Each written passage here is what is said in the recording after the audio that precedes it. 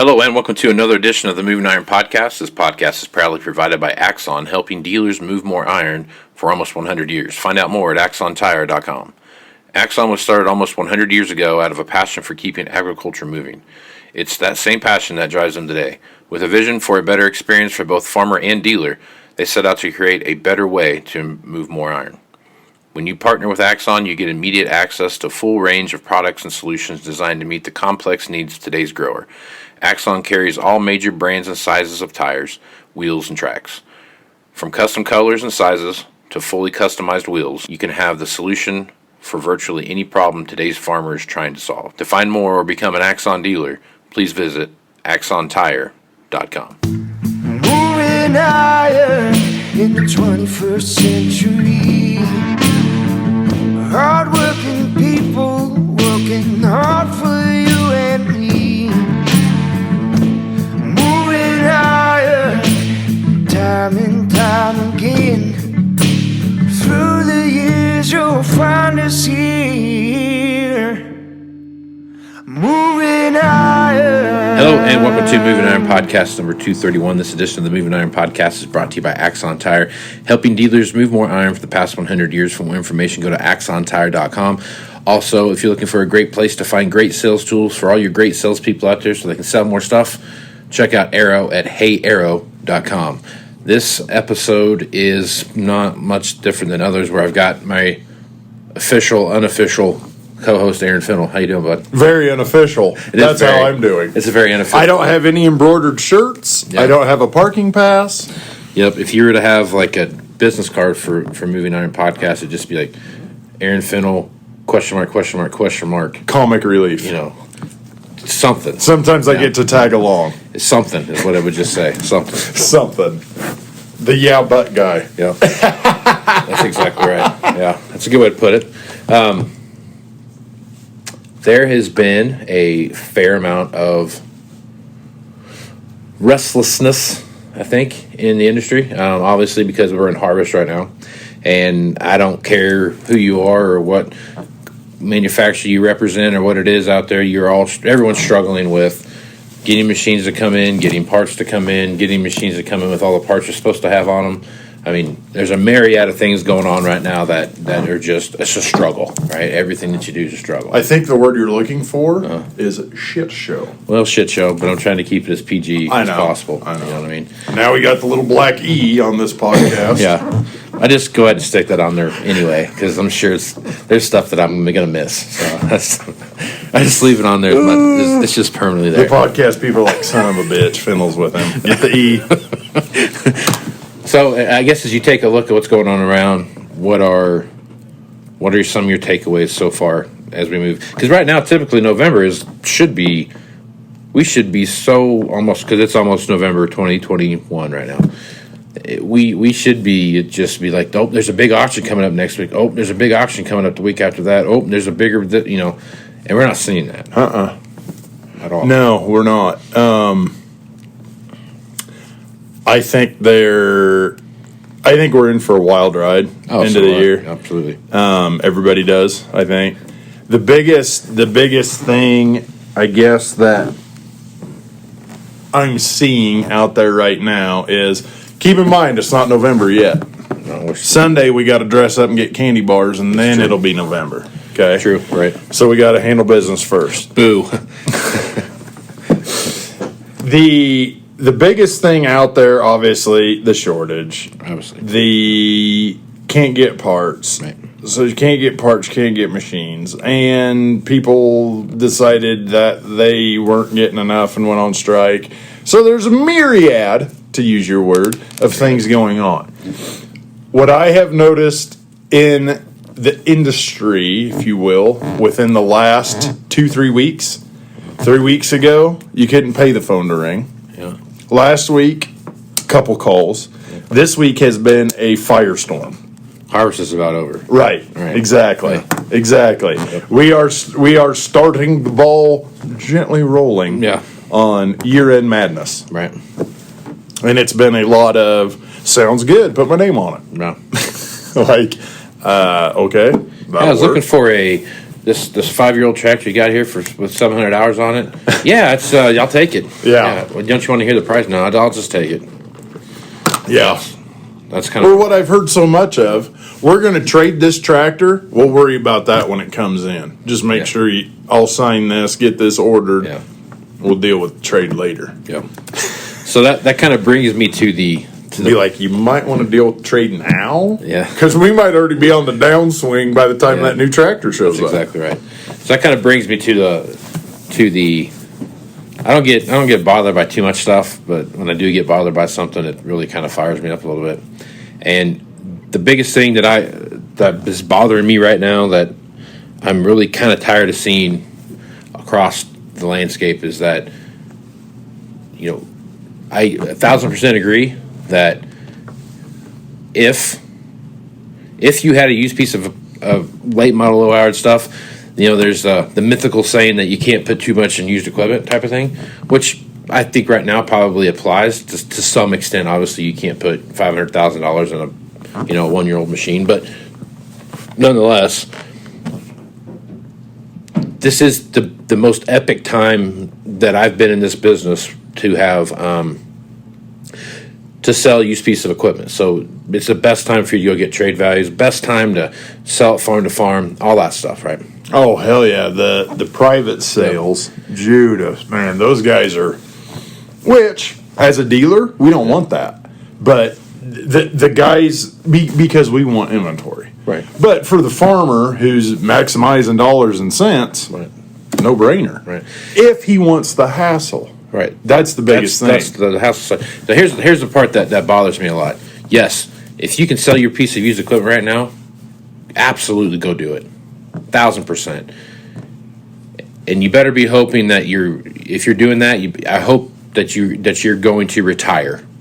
Because if you go out and you sell your used planter and try to hope that there's another used planter out there that you're going to pick up, or you hope that there's going to be a used combine that you're going to be able to pick up, or a used 4-wheel drive tractor or a row crop tractor or whatever it is, if you're betting that you think you can go out and get high price for your machine right now, which you absolutely can, and that there's going to be something that you can come and buy come February or March or January or April, May, June, July, August, September, October, November, December, you're not going to find it. It's just unless you already have a line on something that is going to be there. Now, that being said, if you're waiting on a machine that's going to have a delivery date in the spring of the new piece that's going to get there, I don't care who you are or what it is that you're doing, more than likely, you're going to have a hard time getting that machine when you need it. Right. Because there's going to be delays. We've seen delays since January of 20. There's been delays. Right. And it's not changed any. If anything, it's gotten worse, right? Mm-hmm. And you go to Grand Island, Nebraska, and take a look at how many combines are sitting outside the case factory there, right? You go to, where's it, Seward, Nebraska, or whatever that is, where the Kloss was, Omaha, yeah. where the Kloss thing, same deal, right? You go to any of the places in Illinois where John Deere got their Waterloo, Moline, all that stuff. There's stuff sitting everywhere, and they're waiting on a specific piece of whatever to show up, whether it's a chip, a belt, a this, a that, a water pump, a bearing, whatever it is. That backlog, an ECU, and that backlog is just not going to stop. It's not going to slow down. Right. That's exactly right. We So got now- a hell of a lot of catching up to do Right. So before we even sniff normal. All right, so when that backlash gets fixed and all that stuff's out of the way, we're going to have a lot of equipment hit the ground all at one time, right? The thing that people need to take into consideration and keep in the back of their mind is that, yes, in today's realm, today's world, a 500-hour tractor is worth X. A 200-hour combine is worth X. A 1-year-old machine, a 250-hour sprayer is worth X. You got to understand that all of that stuff is not available now. Right. And it won't be available when everything comes in because there won't be any. So that means that the new stuff today that is coming in, that is going to come in at that quote-unquote late model low hour range that everyone's talking about, is all going to be bumped up by one season of use. Yep. Well, for instance, we have a beautiful planter, DB60. It is lovely. I get one call a day on that planter. Yep. Guy's ready to, I'll take it. Be like, great, we'll do the purchase order, and you can pick it up June 1st. Yeah. What? I'm like, that's when it's available, That's when man. it's available. I'm still waiting for that guy from Alaska. That'll fit his window. Yeah. When they plant that Sure. 36-day corn up there. Yeah. That'll Absolutely. work. But, I mean, that's what it is. All year it's been that. Yep. Oh, I'm calling about your 8345Rs. You got 6 of them. Yep. No, I have none. Yeah. But starting in November through April, Yeah. there will be 6 show up. Right. Exactly right. You know? And that is going to get worse Oh, sure. before it gets better. So that's what But back to your point real quick, and then I'll shut up again. okay. That whole maximizing value and all that, you know, just like you see people on social media, I can't believe what we're selling machinery for. Well, yes and no, okay? I saw somebody the other day, something about selling a tractor more used than it was new. Mm-hmm. The only time that could ever be true, ever, is if that thing was a maximum level multi-unit machine in a fleet, and then it come in sub 500 hours. Yeah, you're probably selling it close to the same price. Right. But that's not a regular situation because that's not a one-piece deal where we sold it for this and it's got sub 500 hours and it comes back in and we sold it for that again. Right. That does not happen. I mean, I think it could happen a little bit when you start looking at how those things play in the market via, you know, whatever it is, you know, price increases and those kind of things all start playing. Okay, I'll back that up a little bit. If you're aggressive in the market, that does not happen. Sure, okay, that's If you like rainbows and kittens and dreamers, yeah, how about it? right. So I think to my point, what I'm making, my point is those machines that they would typically have 500 hours on it, but now they got 750 or 800 hours on that tractor. That's your new 500-hour tractor. Yeah. That's your new price range for a Right. 500-hour tractor, what we see now, right? If you have a 150-hour to 250-hour combine, and it now has, you know, 300 hours on it and, you know, whatever, 350 to 300 hours on it, that's your new 200-hour combine. That's what that's going to look like. So all of that stuff's going to go into play. Now, the other thing, I just think that's so overlooked in these articles and stuff that I've been reading about used equipment and stuff like that. Oh, yeah. I just think that is such a misconception that people are totally forgetting when it comes to how the flow of used equipment works and what that looks like.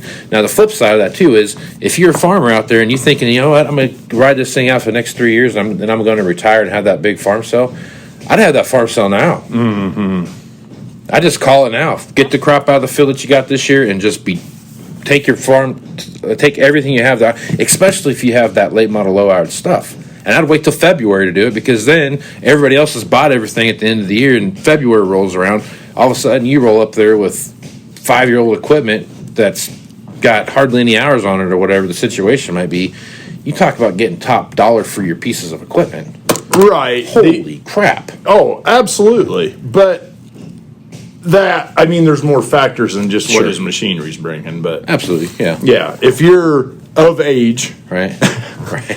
and you're thinking, great, just like all them old boys did in 13, we're going to ride this just halfway down and we're going to punch out. Right. Because, by God, that was the highest peak we've ever been on. If you are where you can already, you know, you're there, you just want to ride it for a couple of years, just do it now. Right. Yeah. Take advantage of it now, because if you're really in a point where you're saying, like, exactly your point, that's Do you what I'm want to saying. buy fertilizer that they can't price you because they don't know what it is? That's exactly.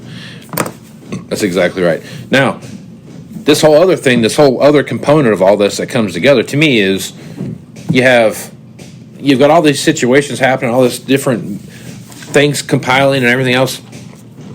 When this next big dump of tractors come and the factories do get caught up and they start production back at 100% and everyone's back as supposed to be, and all these machines come, there's a giant credit card payment that has to be made, because that one trade that new machine that we're waiting on, there's like 4 trades behind it that are sold. So we're not going to have any equipment still. Yeah. And it's going to have to do it again, and we're still not going to have any equipment. It's going to have to do it again.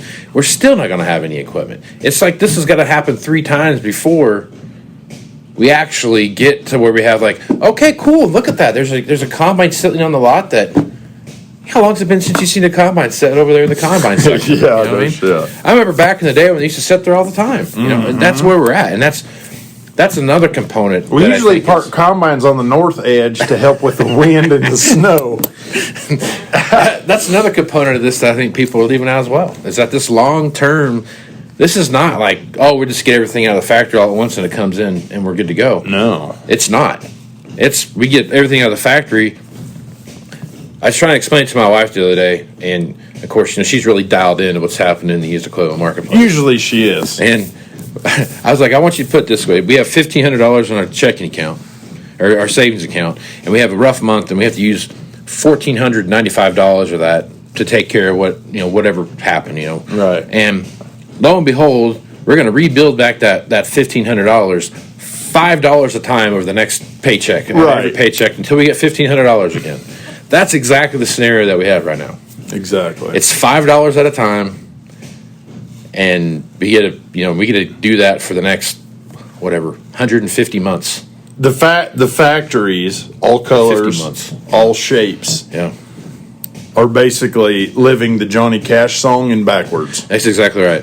They're getting parts one piece at a time to get a tractor out the door. Yep, and you didn't even have to use a lunchbox to smuggle it out. Or an RV. No. It would, maybe the RV would help. And when you went down to the courthouse, the title's not 50 pages long. 60. But well, yeah. You don't have a title. You get my point, though. I do. Yeah. I do. Your We just want machines. Your UCC filing isn't 60 pages. There you go. So I think there's The JDF app is still just 5 pages. I think there's a lot of merit. I mean, I get the blog posts, and I get the stuff that's out there right now that talk about all the various things that are and how they work together and all this great opportunities that we have right now. But it's unless you're getting out of farming, if you sell your equipment right now, it is a very short-term gain for long-term pain. Absolutely. You know what I mean? Another thing that I would caution a lot of people on, like your comment about, oh my God, what was it? Oh, hitting that ultimate market and hoping that by February another planter shows up, that scenario. Yeah. Unless you're quitting, do not do any of that, because you might be selling let's pick an older track, an 8400 for 70 grand or something. Just batshit crazy. It's got 10,000 hours on it. Yeah. Just batshit crazy. Yeah. But that replacement for that is also batshit crazy. Yeah. So So you're just it's no different than if you're doing it during $3 corn. It just feels better now. So the front part feels better. So we're just exchanging batshit, is what you're saying. Right. Yeah. Okay. So I think there's the opportunity is absolutely there to go out if you're in the market to sell. By God, take full advantage of this marketplace. Yeah. Take full ultimate advantage of this place and really enjoy this. To kind of put this in perspective from an overall market perspective, not just the equipment marketplace, but I read an article the other day. They were talking about they were talking to the longshoremen in Long Beach. I may have been Long Beach or it might have been Seattle. One of the, I can't remember what port it was, but they didn't expect that this freight situation on the ships out there to subside until Christmas of 23. Yeah. I know. So that means that all of this stuff that we're doing right now we're going to be in a ride. We're on long for a ride till Christmas of 23. Exactly. You know what I mean? 2 years, over 2 years from right now. Right. So if if you are in a place right now where you're thinking about, you know what, I'm going to ride this out. We're gonna do what we're gonna do, and I just want to, farm for a couple more years. This is, to me, in my personal opinion, this is when you should be jumping out, because whether you're selling trucks, tractors, trailers, grain augers, other various support equipment, a farm. Yeah. I mean, all that stuff is bringing, I saw something the other day in Iowa or Illinois, one or two, all-time record high of it was $28,000 an acre or $38,000 an acre, something like that. It was on 80 acres. Uh-huh. I mean, so pencils out well. it does. I mean, it really comes together nice. And then if it's full of diamonds underneath. it's got gold. I hope gold that's not cropland. Yeah. It's got gold doubloons. Gold doubloons. Yeah. I was watching some cartoon with my kid the other day. I was going to say, that sounds like a cartoon. It's always gold doubloons. Jake the Pirate or something like that? It could be. All right, anyway, I was like, really, gold doubloons. They just kind of pop up everywhere. Look at this. Mm-hmm. What a nice world they live in. It is. But, so, okay, those longshoremen, Tommy, that works at the docks, right. What's he going to do then? He's going to go home to Gina every night. Oh, okay. Yeah. There you go. And they're going to work that out some way or another. But they're going to live on a prayer. Yeah. If they can. So. Absolutely. They're halfway there. Well, almost. Yeah, they're getting closer by the day. So. Oh, man. Okay. All right. So, last but not least, let's talk about this real quick. As we position ourselves to go into this end of the year push, there will be some machines that pop up here at the end of the year that are going to be available.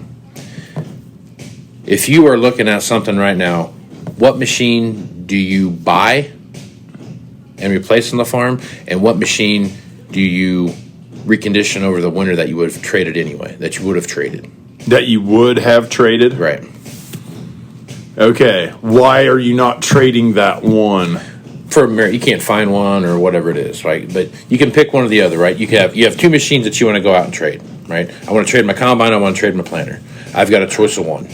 Which one am I trading and which one am I reconditioning?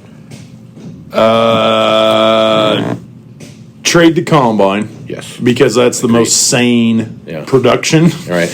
Yeah. Do not even think about parking that planter outside for the winter. Right. Yeah.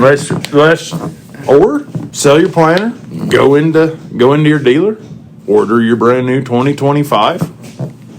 So maybe get a bag of seed and a harrow and go plant corn that way for 3 years. So let me put some more parameters around this scenario. Right, you're at your dealership, right, and you have got the opportunity to trade one or the other. Right. You can trade your used combine in on a 1-year-old combine or whatever you're doing. Right. You've got a tractor, whatever it is, and you have another one over here that, you know what, I'm going to run it one more year. I could trade it in, but it makes more sense for me to do the overhaul, and then run it one more season, and then assuming that we have a similar situation this year, I'm going to get more for it here.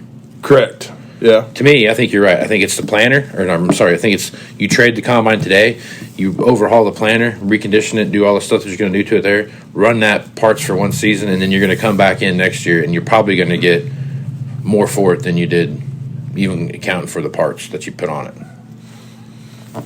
Correct. Because we're going to be deeper into this right the planter thing. Right. What I would say above all of that, then you can start having the conversation. Do you stay with the hashtag born this way or hashtag, what was it? Hashtag precision donor. Yeah, precision donor. That was what it was. I forgot about hashtags, too. I know. What the hell? That was invented here. What I would say over and above that is I would tie it into the rabbit hole. Okay. Not the rabbit hole. The one before that. Support equipment. Okay.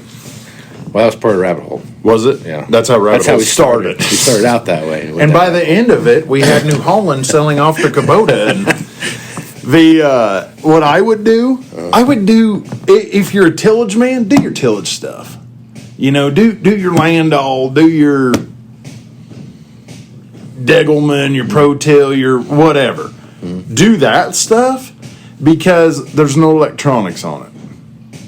there you're just working with steel, price of steel, steel shortage, that kind of stuff. That seems to be quicker replenished than these Way easier to overcome. Yes. missing chips for 9 months now. Chips with no dip. Chips with no dip. Yeah. They're like a ruffle that they forgot to stamp the ridges into. Exactly good. It's like a Pringle that's not in the can. Yeah. Or like a flat Pringle. It's like a bag of You Pringles. can't duck bill them. Right. What fun is that? Do that kind of stuff. Augers. Semi-trailers. Right. Grain carts, tillage. Do that. Grain bins. That's a good idea. That kind of stuff. Maybe I'm certain, well, I know for a fact there's less hold-up shortage BS in that world than there is if something has an engine in a cab. That's true. That is true. So those are all good points, especially on the grain bin side of it, too, because now you have the opportunity, if you can put a grain bin up, and assuming that Sean Hackett's right with this winter thing and all the stuff we have coming down the pike, as far as all that stuff goes, you can really start looking at playing the market in a better direction because now you have more on-farm storage to play the game with. Right. You know what I mean? And at some point, Searcy is going to show up with the White Walkers, and then then we're done. Winter is coming. Winter is coming. Yeah. And according to Sean, which he hasn't been wrong yet, so I'm just going to preface that. Winter's going to come in like mid-November to first part of December. Who the hell's watching the wall? That's what I want to know. Yeah. Don't let Pink Floyd do it. Yeah. Because you're going to have to eat your cake without eating. You want to eat your pudding without eating your meat. Mm-hmm. So. Nice touch. Right on. So, needless to say, kind of recap what we talked about here a little bit. I think we need to. Our auto track was a little fuzzy today. A little fuzzy. Drop a marker, for God's sakes. If you're in a place where you're ready to sell and you're looking at retirement and those kind of things, I don't think that there's any better time between now and February to have that auction. I would agree. Okay. The other side of that too is if you think that you're going to sell what you have now and then hopefully come back around and backdoor something else that's going to be down the road that gives you the opportunity to buy something, sell your stuff now if you want to. That's fine. Don't deliver it till you get the piece that you think you're going to get. Let's maybe have something lined up prior to selling your own. Right. Do not roll the dice right now. This is not a good time. Financially, great move. Yeah. Replacement-wise, worst you could do. This kind of reminds me of when I was going through my MBA program, there was a thing we called Mike's Bikes that we did at the end. And it was like a simulation of you had all this material and you're building bikes, and the whole idea was like you built a certain model of bike at a certain price point and did this thing, and you went through this whole thing and you were trying to build your stock price up. Well, I didn't know what I was doing. No one made it clear to me what I was doing when I was doing it. Mm-hmm. What I did was I sold off the entire production of materials before I made a bike to this mythical thing. And then I had to finish out, and of course my stock price went through the roof because I had all this income. My balance sheet was amazing, right? I had all this income. Like you sold the steel to make the bikes with? I never actually just made threw a bike. in the towel. Yeah. You started I didn't realize that. and I thought I was sold. selling bikes. I was selling materials to make the bikes. Okay. So I come in the first week and I pull up my stock price and I'm like $10 higher than anybody else. Week one, I'm like, you're dumb. They're so stupid. I mean, I don't even know what I'm doing and I'm already up there. Well, my stock price slowly eroded away because I wasn't making any bikes. I had to go to borrow money and everything else to get this, to go get materials and start over again. So basically I started all the way over with debt that nobody else had. So needless to say, my Mike's Bikes project didn't go very well. Two things. One, good job, IH. Two, I also had an MBA in college. Uh-huh. Monday beers again. So that's my Mike's Bikes scenario that I threw out there to you is what I think is what will happen if you try to sell your machine now and you're going to hope for something else. Have something waiting in the wings out there someplace that you're going to pounce on, that you've got, you're waiting on your neighbor to get his new one or whatever it is that you're doing.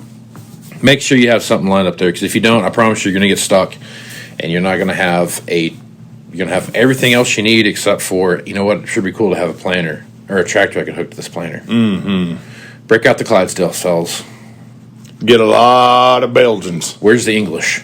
We need to get some. We need to get some horses on this. You know what I mean? So keep that in mind. And lastly, be mindful of when you come to winter projects, what it is that you're going to do. What you're going to, if you have an opportunity to trade something or sell something, and you got something else coming. What's that piece on the farm? I think that you're going to pay attention to that could give you an opportunity to recapture more of your cost than probably in previous years. Next year, if you get an opportunity to trade, right? So now, the one item I would say you have a small window here where you have a pretty good flush of inventory. If you're looking for late model, fairly low hourd, and want to sell yours, loader tractors. That is a good point. The only reason for that being state mowing. Yeah, state mowing tractors are state mowing, regardless what color they're running. They're coming in. Everybody, they're 100 to 150. They're all loader tractors. Right. Every damn one of them. And they are rolling in. Right. It's like if we're flush with anything, it's sixes. Yep. Which could also. And we're a long ways from flush. Well, you could also make a new point there that the roadside ditches in some of these interstates could be a little taller than normal next year because we may not have tractors in time. Oh yeah, that's a good point. You know what I mean? That's a good point. They take, whether you've got New Holland's a big one. Right. Deere's obviously a big one. I mean, these companies have these like Massey. You see a lot of Masseys out there mowing. Take delivery of that tractor in like late July, early August. You've kind of missed a big chunk of the mowing season. Yeah. You know what I mean? Yeah. So anyway, this is just a mess. So long story short is pre-plan what you're going to do and really think out. Talk with your sales guy. Talk with your dealership guy.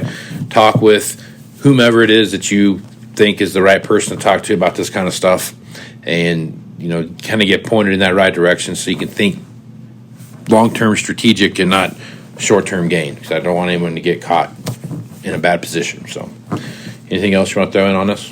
I can't think so. Okay, where can they get with you? But I will. Damn it! I was going to segue that. I was going to flow that like chocolate pudding. Okay. Nothing else I want to add. Yeah. But if they are looking for loader tractors, I got them. Give me a call.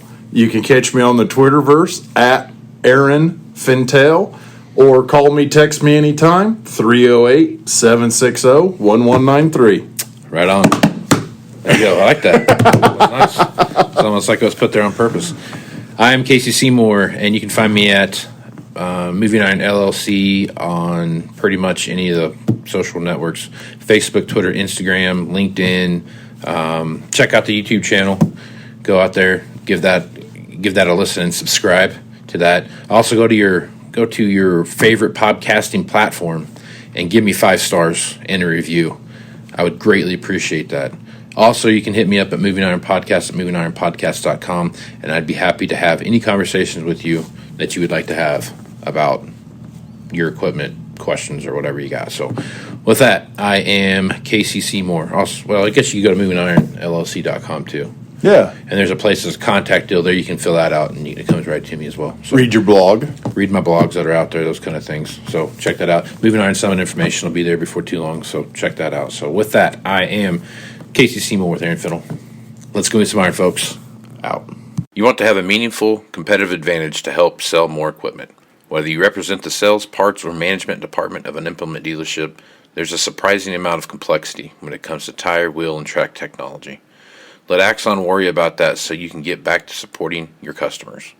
Axon has leveraged years of experience to create a streamlined process that gives you a proven path to help today's grower and sell more equipment. The roots of their organization go back almost 100 years to the invention of the rubber tractor tire. Supporting agriculture is the #1 driver of Axon, from product development through sales and service. To find more or become an Axon dealer, head over to axontire.com. Moving iron in the 21st century. Hard-working people working hard for you and me. Moving iron time and time again. Through the years you'll find us here.